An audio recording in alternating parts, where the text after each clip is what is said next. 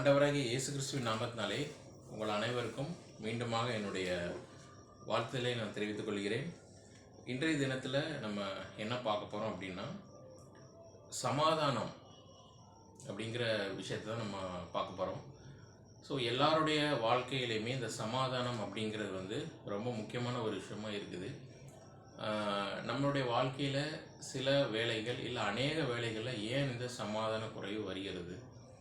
நம்ம ஆண்டவரை தான் தொழுது கொள்கிறோம், ஆண்டவருடைய விஷயங்கள் தான் ஈடுபடுறோம். இருந்த போதிலும் ஏன் இந்த சமாதான குறைவு நம்ம உள்ளத்தில் வருகிறது, அதை எப்படி மேற்கொள்வது என்பதை பற்றி தான் இந்த செய்தியிலே நான் உங்களுக்கு வேதாகமத்திலிருந்து சில ஆண்டவர் சொன்ன வேத வசனங்களை கொண்டு உங்களிடத்திலே நான் பகிர்ந்து கொள்ள விரும்புகிறேன். முதலாவதாக எடுத்துக்கொள்ளுங்கள், யோவான் 14 அதிகாரம் 27 வசனத்திலே ஆண்டவர் இப்படியாக சொல்லுகிறார். யோவான் 14:27, சமாதானத்தை உங்களுக்கு வைத்து போகிறேன், என்னுடைய சமாதானத்தையே உங்களுக்கு கொடுக்கிறேன். உலகம் கொடுக்கிற பிரகாரம் நான் உங்களுக்கு கொடுக்கிறதில்லை. உங்கள் இருதயம் கலங்காமலும் பயப்படாமலும் இருப்பதாக என்று ஆண்டவராகிய இயேசு அவருடைய சீஷர்களிடத்திலே இவ்வாறாக பேசுகிறார். அதை நம்ம இங்கே பார்க்குறோம். சமாதானத்தை உங்களுக்கு வைத்து போகிறேன், என்னுடைய சமாதானத்தை உங்களுக்கு கொடுக்கிறேன் என்று ஆண்டவர் சொல்கிறார். இந்த உலகத்திலேயே சமாதானமாக ஒருவர் வாழ்ந்தார் என்றால் முழுமையாக எதை பற்றியுமே கவலை கொள்ளாமல், அநேக விஷயங்களை பற்றி கவலைப்படாமல் சமாதானமாக வாழ்ந்தார் என்று ஒருவரை நாம் சொல்ல வேண்டும் என்றால் அது நம்முடைய ஆண்டவராக இயேசு கிறிஸ்துவை அவரை தான் சொல்ல முடியும். ஏனென்றால் அவருடைய வாழ்க்கையை நீங்கள் எடுத்து பார்த்தீர்களானால் அவருக்கு நமக்கு இருக்கும் அடிப்படையான விஷயங்கள் கூட அவருக்கு இல்லாதிருந்தது. அவர் எங்கும் கிராமங்கள் தோறும் நகரம் தோறும் சுற்றி திரிந்து தேவனுடைய ராஜ்யத்தினுடைய சுவிசேஷத்தை பிரசங்கித்தார். அவர் காடு மேடுகளிலே அலைந்து இப்படியாக சீஷர்களோடு சேர்ந்து காடுகள் மேடுகள் அலைந்து ஒவ்வொரு இடங்களிலும் தேவனுடைய ராஜ்யத்தை பிரசங்கித்து வந்தார் என்று நம்ம பார்க்கிறோம். இப்படியாக அவர் இந்த உலக சௌகரியங்களை எல்லாம் துறந்தவராய் இப்படியாக சுற்றி நன்மை செய்கிறவராகவே சுற்றி திரிந்தார் என்று நாம் பார்க்கிறோம். அவர் ஆனால் எதை பற்றியுமே கவலைப்படாமல், எதை பற்றியுமே குறை சொல்லாமல், பிதா தனக்கு என்ன சித்தம் வைத்திருக்கிறாரோ அதை அவர் மனப்பூர்வமாக அவர் நிறைவேற்றினார் என்று நம்ம பார்க்கிறோம். எனவே அவர் சொல்லுகிறார், என்னுடைய சமாதானத்தை. அவர் எப்படி வாழ்ந்தாரோ, அவருக்கு பாடுகள் இருந்தது, அந்த பாடுகள் மத்தியிலையுமே ஆண்டவர் சமாதானத்தோடு தான் இருந்தார் என்று நம்ம பார்க்கிறோம். அதனால தான் சொல்லுகிறார், என்னுடைய சமாதானத்தையே உங்களுக்கு கொடுக்கிறேன் என்று ஆண்டவர் சொல்கிறார்.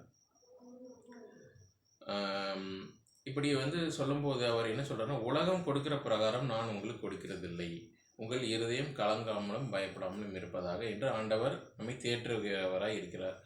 இப்பொழுது நம்ம வாழ்க்கையில் ஏன் இந்த சமாதான குறைவு வருகிறது? ஆண்டவர் இப்படி சொல்கிறார், நம்ம கிறிஸ்தவர்களாக இருக்கும் பொழுது. அப்போ ஆண்டவர் நமக்கு சமாதானத்தை கொடுத்திருக்கிறார் என்று நம்ம விசுவாசித்தோமானால் நம்ம சமாதான குறைவு ஏன் நம்மளுடைய வாழ்க்கையில் வருகிறது என்பதை நம்ம பார்க்கலாம். எடுத்துக்கொள்ளுங்கள், 1 தீமோத்தேயு 6 அதிகாரம் 6 வசனம். 1 தீமோத்தேயு 6:6. இப்பொழுது நம்ம அதை எடுத்து நம்ம வாசிக்கும் பொழுது நமக்கு சில விஷயங்கள் நம்ம 1 தீமோத்தேயு 6:6 இப்படியாக வாசிக்கிறோம். போதும் என்கிற மனதுடனே கூடிய தேவ பக்தியை மிகுந்த ஆதாயம். மறுபடியும் வாசிக்கிறேன். போதும் என்கிற மனதுடனே கூடிய தேவ பக்தியை மிகுந்த ஆதாயம் என்று 1 தீமோத்தேயிலே நம்ம வேதத்தில் நம்ம வாசிக்கிறோம். அப்படி என்றால் என்ன அர்த்தம் என்றால், ஆண்டவர் நமக்கு என்ன அருள் இருக்கிறாரோ அதை வைத்து நாம் என்ன பண்ண வேண்டும் என்றால் வாழ வேண்டும். போதும் என்ற மனதுடனே கூடிய தேவ பக்தி. ஒருவேளை ஒரு விசுவாசிக்கு அவர்கள் வசதி படைத்தவர்களாக இருக்கலாம், மற்றொரு விசுவாசி நடுத்தர வசதி படைத்தவராக இருக்கலாம், இன்னொரு விசுவாசி சற்றே ஏழையாக கூட இருக்கலாம். ஆண்டவருடைய சித்தத்தின்படி நம்ம எல்லாருமே நம்ம வாழ்ந்துட்டு இருக்கிறோம். அப்படி இருக்கும் பொழுது நம்ம பிறரை பார்த்து நம்ம அவர்களுக்கு அப்படி இருக்கிறது என்று நினைக்கும் போது தான் நமக்கு அதான் போதும் என்கிற மனது இல்லாத ஒரு குணம். அப்போ ஆண்டவர் இங்கே என்ன சொல்கிறேன்னா, போதும் என்கின்ற மனது வந்து உங்களுக்கு வேண்டும் பிள்ளைகளே என்று ஆண்டவரை இயேசு கிறிஸ்து சொல்கிறார். போதும் என்கிற மனது வந்து எப்போ வந்து வரும் அப்படின்னா, நம்ம ஆண்டவரை தேடும் பொழுதும், ஆண்டவருடைய முகத்தை சக விசுவாசியை நோக்காமல், அவர்களோடு நம்ம ஒப்பிடாமல், நம்மளுடைய வாழ்க்கையை ஆண்டவருடைய கரத்திலே நம்ம ஒப்பு கொடுக்கும் பொழுதுதான் அந்த போதும் என்கின்ற மனது வந்து நமக்கு வரும். போதும் என்கின்ற மனதுடன் கூடிய தேவ பக்தியை மிகுந்த ஆதாயம் என்று நம்ம வாசிக்கிறோம். அப்போ போதும் என்கிற மனது மட்டும் இல்லாமல் அதோடு கூட நம்ம ஆண்டவரை இயேசு கிறிஸ்துவை நம்ம விசுவாசிக்க வேண்டும். இப்படியாக முதலில் பார்க்கிறோம், போதும் என்ற மனம் இல்லாதது தான் நம்மளுடைய சமாதான குறைவுக்கு காரணம்.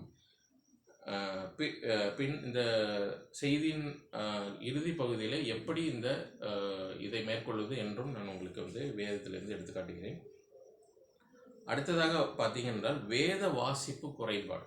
நம்ம கிறிஸ்தவர்களாக இருக்கிறோம், ஆனால் அனுதின வேலையிலே மிக மிக அப்படியே ஓடிக்கொண்டே இருக்கிறோம். தேவனுடைய சமூகத்தில் அமர்ந்திருந்து அவரே தேவன் என்று அறிந்து கொள்ளுகிற அந்த அவரோட நேரம் செலவிடுவதற்கு நாம் யோசித்து என்ன பண்ணுகிறோம் என்றால் வேத வாசிப்பு குறைய ஆரம்பிக்கிறது, இல்லது வேத வாசிப்பு இல்லாமல் போகிறது. அப்போ அந்த வேத வாசிப்பு குறைபாடு அப்படிங்கிறதும் ஒரு காரணமாக இருக்குது நம்மளுடைய சமாதான குறைவுக்கு. எடுத்துக்கொள்ளுங்கள், சங்கீதம் 1ஆம் அதிகாரம் 2ஆம் வசனம் எடுத்துக்கொள்ளுங்கள். சங்கீதம் 1ஆம் அதிகாரம் 2ஆம் வசனம். சங்கீதம் 1ஆம் அதிகாரம் 2ஆம் வசனத்திலே இப்படியாக நம்ம பார்க்கிறோம், கர்த்தருடைய வேதத்தில் பிரியமாய் இருந்து இரவும் பகலும் அவருடைய வேதத்தில் தியானமாய் இருக்கிற மனுஷன் பாக்கியவான் என்று பார்க்கிறோம்.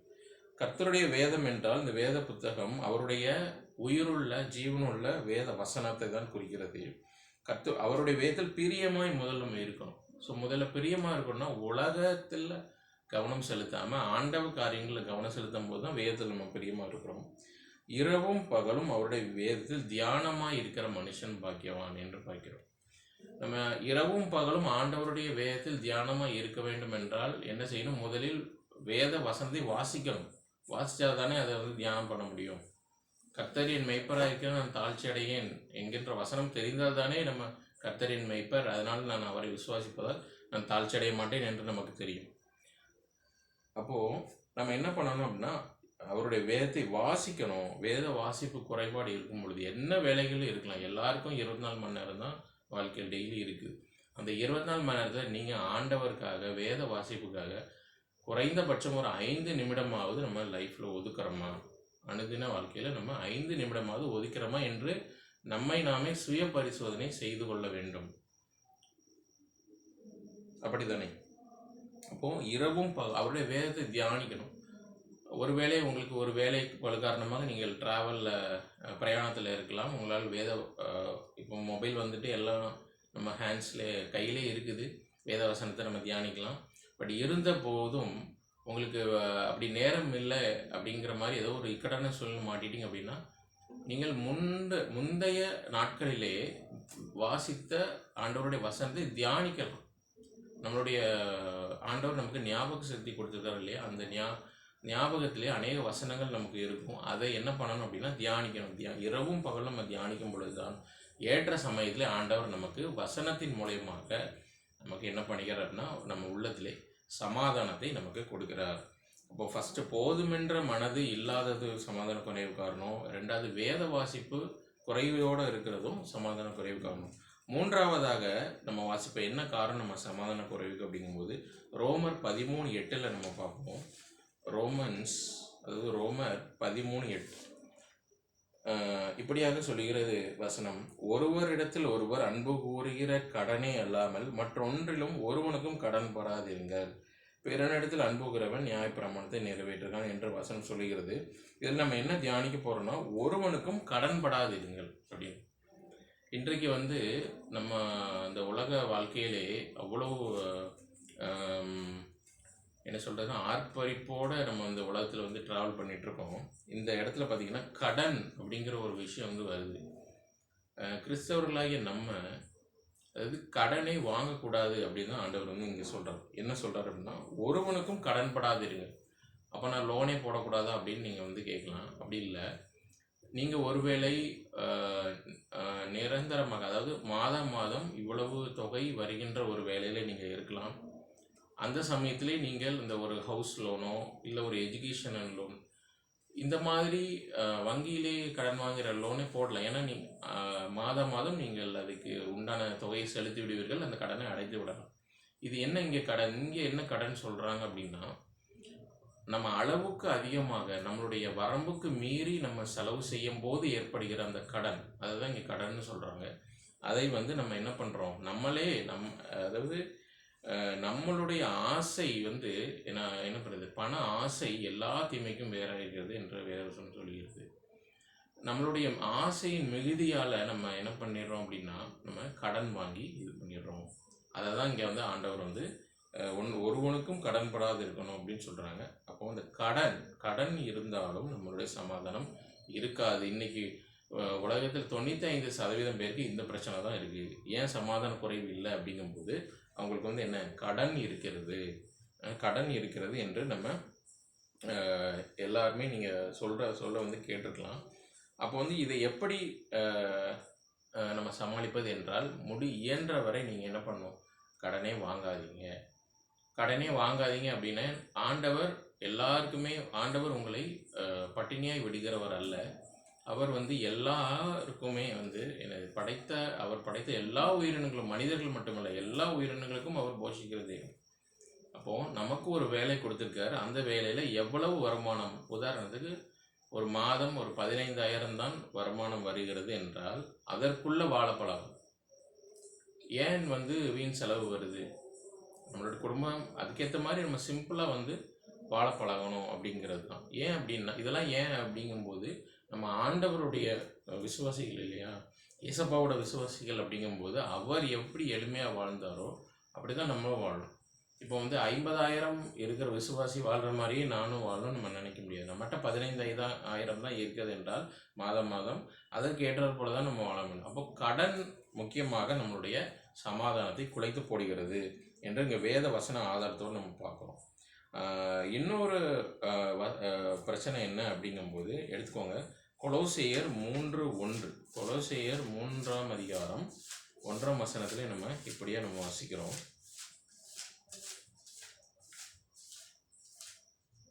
கொலோசையர் 3ஆம் அதிகாரம் 1ஆம் வசனம். நீங்கள் கிறிஸ்துவுடன் கூட எழுந்ததுண்டானால் கிறிஸ்து தேவனுடைய வலது பாரிசத்தில் வீட்டிற்கும் இடத்தில் உள்ள மேலானவைகளை தேடுங்கள், பூமியில் உள்ளவைகளை அல்ல மேலானவைகளையே நாடுங்கள் என்று அப்போஸ்தலனாகிய பவுல் இப்படியாக கொலோசையருக்கு எழுதுகிறார். என்ன சொல்றார் அப்படின்னா, கிறிஸ்து தேவனுடைய வலது பாரிசத்தில் வீட்டிற்கும் இடத்துல மேலானவைகளை நம்ம தேடணும். கிறிஸ்தவர்களாகிய நம்ம என்ன பண்ணணும் அப்படின்னா, அப்படி குனிந்து இந்த உலகத்தையே பார்த்துட்டு இருக்காம உங்களுடைய கண்களை வானத்துக்கு ஏறெடுத்து, ஆண்டவர் கிறிஸ்து தேவனுடைய வலது பாரிசத்தில் வீட்டிருக்கார் இல்லையா, அந்த இடத்துல என்ன இருக்கு, அந்த இடத்துல என்ன இருக்கும், கிறிஸ்து வீட்டிருக்க இடத்துல சமாதானம், பரிசுத்தம், தேவனுடைய மகிமை, இதுதான். இதை தேடுங்க அப்படின்னு பவுல் சொல்றார். அப்போ மேலான வைகளை, நம்ம பரலோகத்துக்கு உள்ளவைகளை, கிறிஸ்துவனுடையவைகளை நம்ம தேடாம பூமியில் உள்ளவைகளையே நம்ம நினைத்து நம்மளுடைய மனதை உலட்டி கொண்டிருக்கும் பொழுதும் சமாதான குறைவு நமக்கு ஏற்படுகிறது என்று நம்ம பார்க்கணும். கடைசியாக பார்த்தீங்க அப்படின்னா, எபேசியர் 1ஆம் அதிகாரம் 3ஆம் வசனத்திலே நம்ம இப்படி எபேசியர் 1:3, நம்முடைய கர்த்தராகிய இயேசு கிறிஸ்துவின் பிதாவாகிய தேவனுக்கு ஸ்தோத்திரம், அவர் கிறிஸ்துவுக்குள் உன்னதங்களிலே ஆவிக்குரிய சகல ஆசீர்வாதத்தினாலும் நம்மை ஆசீர்வதித்திருக்கிறார் என்று நம்ம பார்க்கிறோம். இன்றைக்கு நம்ம கிறிஸ்தவ வாழ்க்கையிலே 2 விதமான ஆசீர்வாதங்கள் உண்டு. ஆசீர்வாதம் என்றாலே நம்மளுடைய மைண்டுக்கு என்ன வரும், பொருளாதார வசதி, பணம் ஆண்டவர் நிறைய கொடுப்பாரு, வேலையில் ப்ரமோஷன் கொடுப்பாரு, பிள்ளைகளுடைய சம்பத்து பெருகும், இப்போ குழந்தை பாக்கியம் இல்லை என்றால் குழந்தை பாக்கியம் கிடைக்கும், திருமணமாகவில்லை என்றால் இந்த மாதிரி உலக பிரகாரமான விஷயங்களிலேயே நம்முடைய மனது செல்லும். ஆனால் அதுவும் ஆசீர்வாதம் தான். ஆனால் முக்கியமாக என்ன ஆசீர்வாதம் சொல்கிறாங்கன்னா, ஆவிக்குரிய ஆசீர்வாதம். ஆவிக்குரிய ஆசீர்வாதம் அந்த சமாதானம் சொல்கிறோம், பரிசுத்தம், சமாதானம், பிற விசுவாசிகளிடத்தில், பிற மனிதர்களிடத்தில் அன்பு செலுத்துதல், இது எல்லாமே ஆவிக்குரிய ஆசீர்வாதம். இது மனிதனுடைய குணம் அல்ல. பரிசுத்தமாக இருப்பது என்பது தேவன் ஆண்டவர் சொல்றார், நானே பரிசுத்தர் அப்படின்னு வந்து சொல்றார். நான் பரிசுத்தராக இருக்கிறது போல நீங்களும் பரிசுத்தவான்களாக இருங்கள், பரிசுத்த அலங்காரத்துடனே அவரை தொழுது கொள்ளுங்கள் அப்படின்னு வந்து நம்ம வேதத்தில் வந்து வாசிக்கிறோம். பரிசுத்தம் இல்லாமல் ஒருவனும் தேவனை தரிசிப்பதில்லையே என்று வேதத்தில் நம்ம வந்து வாசிக்கிறோம். அப்போது இந்த ஆவிக்குரிய ஆசீர்வாதம் என்பது என்ன என்றால், பாவத்தை ஜெயித்து பரிசுத்த வாழ்வை அடைவது. அது யாரு கொடுப்பார் அப்படின்னா ஆண்டவர் தான் நமக்கு கொடுக்கும். அப்போது நம்மளுடைய மைண்ட் வந்து ஆவிக்குரிய ஆசீர்வாதத்திலே செல்லாமல் இப்படியாக உலக பிரகாரமான ஆசீர்வாதத்தையே நம்ம நோக்கி கொண்டிருந்தோம் என்றால் நிச்சயமாக சமாதான குறைவு ஏற்படும். இப்பொழுது நம்ம சம்மரைஸ் பண்ணிடலாம். என்னென்னலாம் பார்த்தீங்கன்னா, ஃபஸ்ட்டு போதுமென்ற மனது இல்லாததுனால சமாதான குறைவு வருகிறது. வேத வாசிப்பு குறைவதனால், வேத வசனமே இல்லைன்னா அப்படி எப்படி சமாதான குறைவு வருகிறது.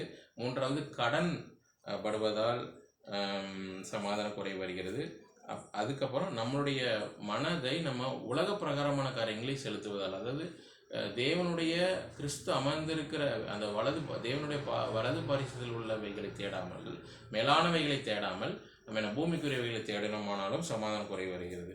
கடைசியாக என்னென்னா, ஆவிக்குரிய சகல ஆசீர்வாதம் நமக்கு ஆல்ரெடி கிறிஸ்துவுக்குள்ளாக நமக்கு இருக்கிறது என்பதை உணராமல் நம்ம என்ன பண்ணுறோம் அப்படின்னா, பூமிக்குரியங்களே ஆசீர்வாதத்தையே அது கிடைக்கலையே இது கிடைக்கலையே நம்ம என்ன பண்ணுறோம்னா நம்முடைய மனதை நம்மளே வந்து இது பண்ணிக்கிறோம். ஆனால் ஆண்டவர் வாக்குத்தத்தம் செய்தவர் உண்மையுள்ளவர். அவர் சொல்லியிருக்காரு, என்னுடைய சமாதானத்தையே நான் உங்களுக்கு தருகிறேன் என்று. அதனால் சமாதான குறைவு ஏற்படுறதுக்கு வழியே இல்லை. இப்போது நீங்கள் ஒரு கேள்வி கேட்கலாம், இந்த செய்தி இப்போ தானே நான் கேட்குறேன், இதுக்கு முன்னாடி ஆல்ரெடி நான் கடன் பட்டுட்டேன் அப்படின்னா, ஆண்டவருடைய சமூகத்தில் முழங்கார் படியிட்டு அவரிடத்துல ஒப்பு கொடுங்கள். அவரிடத்துல ஒப்பு கொடுத்து அவர் அதற்கான வழியை உங்களுக்கு காட்டுவார். அப்போது வந்து இப்படி கேட்கக்கூடாது, நான் ப்ரேயர் பண்ணிட்ட உடனே ஆண்டவரே என் கடன் அடிச்சவான்னா, நீங்கள் தான் உழைத்து அடைக்க வேண்டும். அதுக்குண்டான வழியை ஆண்டவர் காட்டுவார். சோம்பேறித்தனம் என்பது அது வந்து கிறிஸ்தவ போதனைக்கு புறம்பானது. நல்ல உங்களுக்கு தேவையான விஷயங்கள் நீங்கள் பணத்தை ஹார்ட் ஒர்க் பண்ணி சம்பாதிங்க. ஆனால் உங்களுக்கு தேவைக்கு ஆண்டவர் தருவாரே தவிர, நம்ம வந்து பிறரை பார்த்து அவர்களைப் போல நானும் ஐஸ்வர்யவானாக இருக்க வேண்டும், அவர்களைப் போல வீண் செலவு செய்ய வேண்டாம் என்று உங்களை தாழ்மையுடன் நான் கேட்டுக்கொள்கிறேன். இப்படியாக இருக்கும் பொழுது ஆண்டவர் நமக்கு சமாதானத்தை அருள்வார். இதற்கு எல்லாத்துக்குமே அடிப்படை ஆண்டவர் அவரை போல நம்ம சமாதானமாக வாழ்வது என்பது எப்படி என்றால், பரிசுத்த ஆவியானவருடைய அபிஷேகம் இருந்தால் மட்டுமே அது சாத்தியம். ஆண்டவர் சொல்கிறாரு, நான் பிதாவின் இடத்திற்கு போகிறேன், நான் போன பின்பு வேறொரு தேற்றாரவாளனை உங்களுக்கு அனுப்புகிறேன் என்று சொல்கிறார் இல்லையா. இப்போ இந்த வேறொரு ஒரு கம்ஃபர்டர் அப்படின்னு சொல்கிறோம் ஆங்கிலத்தில். தேற்றாரவாளன் யாருன்னா பரிசுத்த ஆவியானவர். அவர் வந்து திரித்துவ தேவனில் 3வது நபராக இருக்கிறார். இன்றைக்கும் உலகத்திலே கிறிஸ்தவர்களை அவர்களுடைய கிறிஸ்துவுக்கு நேராக, தேவனை மையப்படுத்துவதற்கு நேராக நடத்துகிறவர் யாருன்னா பரிசுத்த ஆவியானவர் தான் நடத்துகிறாரு. அவரோடு உள்ள ஐக்கியத்தில் நம்ம வளரணும். தினம் பரிசுத்த ஆவியானவருடைய அபிஷேகத்தை நம்ம வாங்கிக்கணும். பரிசுத்த ஆவியானவருடைய அபிஷேகம் என்ன என்றால், அதை பற்றி ஒரு விரிவான செய்தி அடுத்து உங்களுக்கு நான் கொடுக்கிறேன்.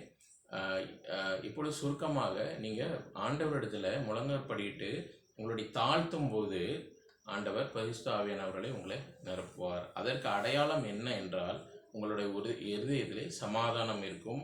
பல வரங்களையும் ஆண்டவர் வந்து கொடுக்கிறவராக இருக்கிறார். அது உங்களுக்கு வந்து ஞானத்தை போதிக்கும் வசனமாக இருக்கலாம், இல்லை அறிவை உணர்த்துகிற வசனமாக இருக்கலாம், சுகமளிக்கும் வரங்களாக இருக்கலாம். நிறைய வரங்கள் இருக்குது. ஆண்டவர் அதை கொடுப்பார். ஆவியின் கனிகளை வந்து உங்களுடைய வாழ்க்கையிலே வெளிப்படும். நீங்கள் ரொம்ப எரிந்தெறிந்து விழுகிறவர்கள் இருந்தால் உங்கள் குடும்பத்திலே அன்பாய் பழகுவீர்கள். பிறரை நேசிக்கிற குணம் வரும். கிறிஸ்துவை போல மாறுகிற குணம் வரும். அதுதான் பரிசுத்த ஆவியானவர் உங்களுக்குள்ளே அவருடைய அபிஷேகத்தான் நீங்கள் நிறைந்திருக்கீங்க என்பதற்கான அடையாளம். இந்த செய்தியோட நோக்கம் என்ன என்றால், நம்ம வந்து ஆண்டவருடைய பிள்ளைகள் இல்லையா. ஆண்டவர் நம்மளை மிகுந்த அன்பு வைத்திருக்கிறார். இருந்த போதிலும் நம்ம வாழ்க்கையில வந்து நம்ம சில கஷ்டங்கள் வந்து ஆண்டவர் நம்மளுக்கு அனுமதிக்கிறார். ஏனென்றால் இன்னும் அவரை வந்து நம்ம கிட்டி சேரணும், இன்னும் அவரை நெருங்கி அவரை அறிந்து கொள்ளவும் என்பதற்காகத்தான் இந்த செய்தி உங்களுக்கு வந்து பிரயோஜனம் உள்ளதாக இருந்திருக்கும் என்று நான் ஆண்டவருடைய நாமத்தில் நான் விசுவாசிக்கிறேன். என்றென்றைக்கும் சதா காலங்களிலும் ஆண்டவராக இயேசு கிறிஸ்து அவரே ஸ்தோத்தரிக்கப்பட்டவர். அவருடைய நாமத்திற்கு மாத்திரம் மகிமை செலுத்தி அவருடைய பெயராலே உங்கள் அனைவரையும் நான் வாழ்த்துகிறேன். நன்றி, வணக்கம்.